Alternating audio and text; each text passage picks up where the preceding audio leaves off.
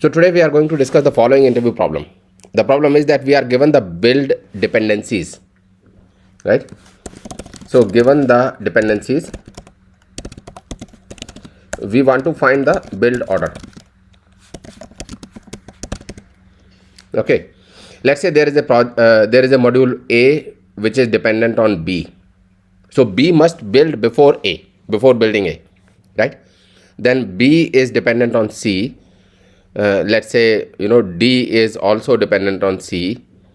Let's say B is dependent on D also. Then F is dependent on E, and let's say A is also dependent on E, right? And let's say D is dependent, so let's say B is dependent on F also. Okay, so we are given these build dependencies. We are given these dependencies that project A should build after B, B should build after C, D should build after C, right? Like this, right? We want to find one build order. We want to find one order in which we can build all the projects so that the dependencies are honored, right? Respecting all these dependencies. Is the question clear? So Yeah. Okay, do it. Any thoughts on how we can do it?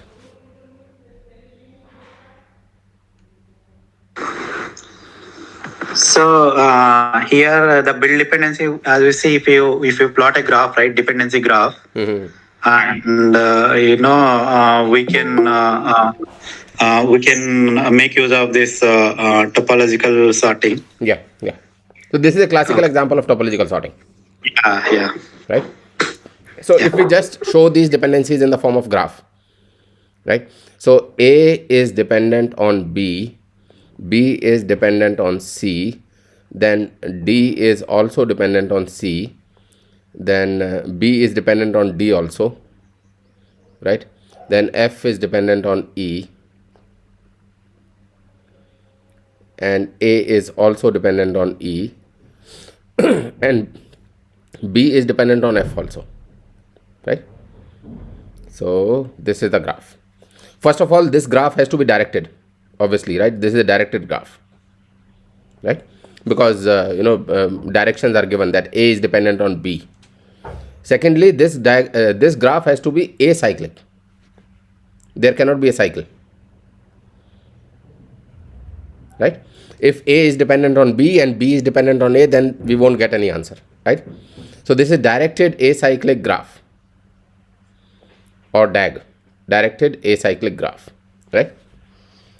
So when we say sorting an array means arranging the array elements of the array in either increasing order or decreasing order. Similarly, sorting of linked list means arranging the nodes of the linked list in either increasing order or decreasing order, right? Sorting of binary tree means that we are making this binary tree as a binary search tree, right? Similarly, sorting of graph. So sorting of graph usually means topological sorting only. And sorting is possible only when the graph is a directed acyclic graph. So here sorting means that we should be arranging the graphs in a way so that edges are always either forward or backward edges. There should not be any mixed edges. Okay. So we just want to perform the topological sorting. Topological sorting is nothing but an application of depth first search, DFS, right? You can think of DFS as pre-order traversal, right? So pre-order, in-order, post-order traversals of binary tree are actually depth first search traversals of binary tree. So think like pre-order, just that now we don't have any root, we don't have parent-child relationship, right? We have only adjacency relationships. Okay. So pick any node and we will start from that node. So let's say we start from A. So start from A and then call the DFS of adjacent nodes of A. There are two adjacent nodes of A, E and B. So first let's call for DFS of E, then call for DFS of B, and so on, right? So if I just draw the memory model. So if you are coming again, then you must be familiar with this memory model. right? So if we just draw this memory model, which will have, where we will show the stack frame or the function calls, right? So first we are calling function for source is equal to a, right? Then we call the function for all the adjacent nodes of a. So first we call the function for source is equal to a. Then we call the function for all the adjacent nodes of a which are not yet visited. A is visited now. So we call the function for e. Then e is also visited. So we can mark them, you know, I'm just circling them whenever a node is visited, but actually we keep a hash map also. We can keep a hash set where we are putting the nodes which are visited. So this is a visited hash set. So this is a visited hash set. So we will just put a here. Then we visit e. So we put e here. Then e does not have any adjacent nodes. So e does not have any adjacent nodes. So we will just return e. Then let's call the function for b. So I'm just drawing it parallelly. So then we call the function for b, which is the next adjacent node of a. When we call the function for b, then we put b in the visited hash set. Now for all adjacent nodes of b, we will call the DFS function. B has 3 adjacent node e, but that e is already visited, so the function will not be called, and f will just return. And whenever we are returning from a function, we are also printing it. So we just print f. Then we come back to b. Now b has 3 adjacent nodes f, c and d. We have already visited f. Then we go to c. So c means we call the function for c, and c goes to the visited hash set, and c does not have any adjacent nodes, so this function will just return, and whenever we return from the function, we just print it. Then control will come back to the b again. B has 3 adjacent nodes. For 2 adjacent nodes, we have already called the called the DFS function. Now we call the function for the third node. Third node is d. So we call the function for d. Now d is also visited, and b will also return, and control will come back to a. Whenever we return from the function, we print it. So b is printed. Then control comes back to a. Now all the adjacent nodes of a are considered, so a will also return, and a will be printed. And this will give us the build order. So this is the build order.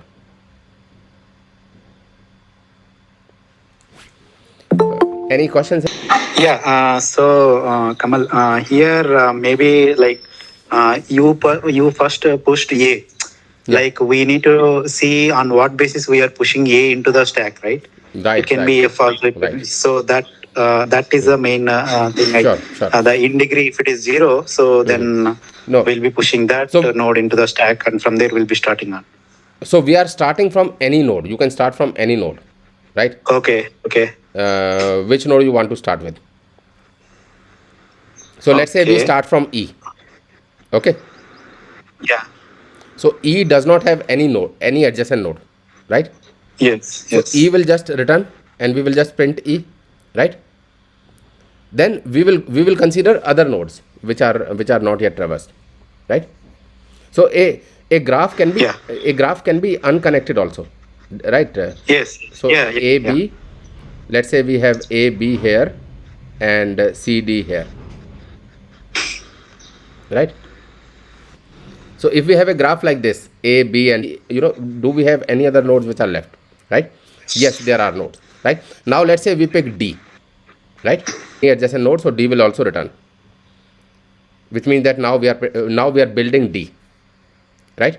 Then we see that there are still some. So there is no one unique. It's not that the build order is unique, right? You can have multiple build orders.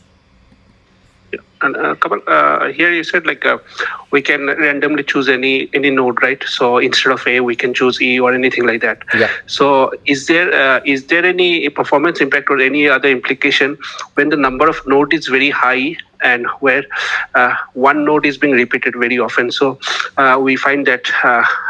What do you mean maybe by out one of node print. is? What do you mean by one node is repeated? Means here, as you can see, like A pointing to B. Then So let us see. again, So I think your question will be answered, right? So let's see what is the. So we are talking not about topological sorting. We are talking about DFS, depth first search, right? Because we are traversing the node. So the logic is that traverse the entire graph using depth first search, and print the nodes whenever you are returning from the DFS rather than when you are entering into the DFS. So this is like post order traversal, right? If you look at it from a binary tree point of view, right? Now let's see how many times are we considering. First of all, we are visiting each and every node, right? So let's say there are V vertices. So we are visiting each and every vertex, and we are visiting each vertex, right? So the that will be function will be called for each vertex, right? Right. Second is that we are considering each edge, right? So when we are at B, we consider this edge also, and this edge also, right? When you are at F, you consider this edge also, whether you visit E via F or whether you visit E via A, that is a different thing, but you consider both the edges, right? So if E is not visited, then visit E. Otherwise, if E is visited, then ignore E, but you are considering the edge, right? So you are considering all the adjacent nodes for each of the vertex, right? So when I say I will consider all the adjacent nodes via every vertex, it means that essentially I am considering all the edges, because adjacent nodes means that there is an edge, right? Either you will have an adjacency list representation or you have adjacency matrix representation, right? Normally we have adjacency list representation. Normally in adjacency list representation, there is a node for every edge also. So for A, when I am in A, I will take 2 times, 1 time for this edge, 1 time for this edge. When I am in B, I will take 3 times, 1 time for this edge, 1 time for this edge, 1 time for this edge. When I am in D, I will take 1 time for this edge. When I am at F, I will take 1 time, which means for this, right? So it is not that the time will, it is not that we will consider some edges when we visit the graph in a certain way, and we will not consider the edges if we visit the graph some other way, right? We will be considering all DFS if you recall the DFS algorithm, right? So whether that edge will be a tree edge or not, that is a different story, but every edge will be considered. So total time taken by DFS is on the order of V plus E, irrespective of the order in which we are picking the edges. Okay. Does it answer your question? Yeah, right. That's what I want to know. Thank you so much.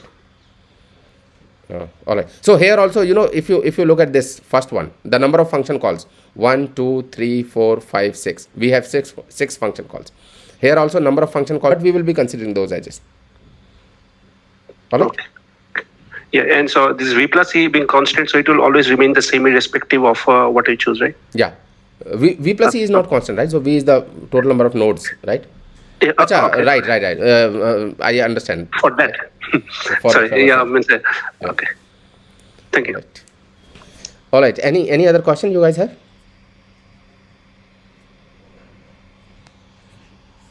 No question, right? So topological sorting has a lot of real life applications, and topological sorting is a very simple, very linear time algorithm, right? Just that it is equal to DFS. Rather than printing the nodes or rather than considering the nodes while entering into the DFS, we consider the nodes according to when we return from the function. So we consider the node according to the end time in the DFS algorithm rather than the start time. If start time is equal to the time when the function is called and end time is the time when the function is returned. All right. Any questions you guys have? No questions, right? All right. So Hello. Yeah. Yes. So that's the only difference between DFS and topological sort, right? Like in DFS, we print that vertex when we enter that function, and in topological sort, when we traverse to all the adjacent before returning that, then we print, right? See, topological sorting is just an application of DFS, right? Right. Yeah. In DFS, you can do whatever you want. In DFS, you can print when you are entering, or you can print when you are exiting, or you can print when you are in between, right? for binary tree, we have these three distinctions for DFS, right? Pre-order, in-order, post-order. Actually, all the three Yeah. are actually, all the three are DFS only. Pre-order, in-order, post-order. All three traversals are DFS, depth first search, right? In pre-order, Okay. you are printing the node when you enter into the DFS. In order, you print the nodes when you have considered one child, but you have not yet considered the second child, right? In binary tree, you have only two children. In graph, you can have so many adjacent nodes, right? So in Okay, binary yeah. tree, we have three versions of DFS. First version is print the node before you enter into the DFS. Second version is print the node when you have considered one child, which is the left child, and before you are getting into the right child. And post order is more like topological sorting, when you consider the node when you are done processing the left, right, and the left, when you are done processing all the adjacent nodes of that node, or in terms of binary tree, when you are done processing both the children, right? So Okay, so okay. DFS is a more general traversal, and topological sorting is a very specific application of that DFS, Yeah. right? Like finding the shortest route is an application of breadth first search algorithm, right? So breadth first search is nothing but the level order traversal.